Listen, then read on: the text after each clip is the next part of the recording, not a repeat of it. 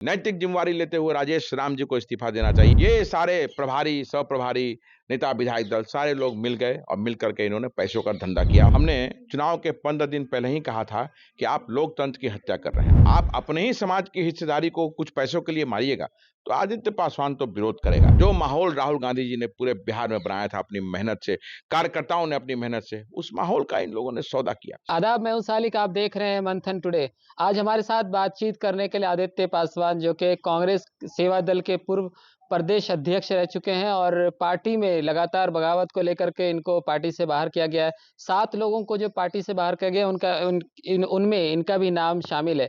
सबसे पहले आपका बहुत बहुत धन्यवाद हमारे चैनल। बहुत धन्यवाद आपका। 7 लोगों को बाहर किया गया, उनमें आपका भी नाम है और आपके बारे में ये भी कहा गया कि आप पार्टी के खिलाफ काम कर रहे थे। नहीं नहीं, राजेश राम जी हमारे आदरणीय बड़े भाई समान रहे हैं। आज भी मैं उनका सम्मान करता हूं, लेकिन राजनीति की जब बात आएगी, जहां हिस्सेदारी की बात आएगी और आप अपने ही समाज की हिस्सेदारी को कुछ पैसों के लिए मारिएगा तो आदित्य पासवान तो विरोध करेगा।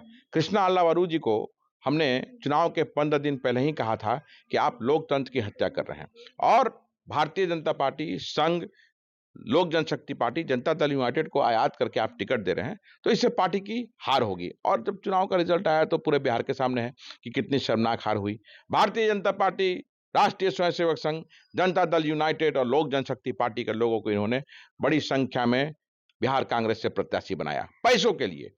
ये सारे प्रभारी, सह प्रभारी, नेता, विधायक दल सारे लोग मिल गए और मिल करके इन्होंने पैसों का धंधा किया और कांग्रेस की अस्मिता, जो माहौल राहुल गांधी जी ने पूरे बिहार में बनाया था अपनी मेहनत से, कार्यकर्ताओं ने अपनी मेहनत से, उस माहौल का इन लोगों ने सौदा किया। इन्हें शर्म आनी चाहिए। नैतिक जिम्मेवारी लेते हुए राजेश राम जी को इस्तीफा देना चाहिए। खुद भी चुनाव हारे और इनके नेतृत्व में पूरा बिहार कांग्रेस का शर्मनाक हार हुआ। लेकिन ये फेविकॉल लगा करके अपने अध्यक्ष के सीट पे बैठे हुए हैं, सोच रहे हैं कि आजीवन रहेगा।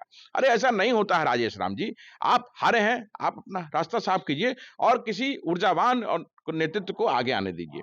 क्यों? आज की मांग है, समय की मांग है। आपके नेतृत्व को बिहार ने नकार दिया। बिहार कांग्रेस आपके नेतृत्व को नहीं मानता है, तो क्यों आप हैं?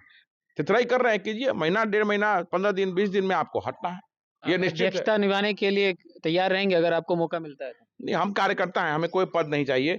हम कांग्रेस के सच्चे सिपाही हैं, राहुल गांधी जी के सच्चे सिपाही हैं। राहुल गांधी जी कहते हैं डरो मत, कहते हैं कि मेरा हर कार्यकर्ता बब्बर शेर है। कृष्णा अल्लावरू को के बिहार प्रभारी बना करके आप देखिए चुनाव को, फिर उसका नतीजे किस तरीके का क्या राहुल गांधी की समझ में फेर है कि वो लोगों को समझ नहीं पाते, कैसे-कैसे लोगों को बैठा देते हैं? नहीं, नहीं, ये आपका सवाल बिल्कुल ही गलत है। आप मैं एक एग्ज़ाम्पल देना चाहता हूँ कि आप मान लीजिए राहुल जी के करीबी हैं। हुँ। आपको उन्होंने जगह दे दिया, भेज दिया बिहार, आप उनके पीठ में छुरा भोंक दीजिए, जिसका कोई जवाब है? अगर वो विश्वास करते थे, उन्होंने अच्छा करने के लिए, पार्टी को पुनर्जीवित करने के लिए, पार्टी को जीत दिलाने के लिए उन्होंने कृष्णा अल्लावरू को भेजा, सारे सह-प्रभारी को भेजा और सब ने राहुल गांधी जी को विश्वास में लेने के बाद खंजर भोंका पीठ में और पैसा यहाँ से बना करके चुनाव जिस दिन खत्म हुआ, रिजल्ट जिस दिन आया, उसी दिन से जो ये लोग फरार है।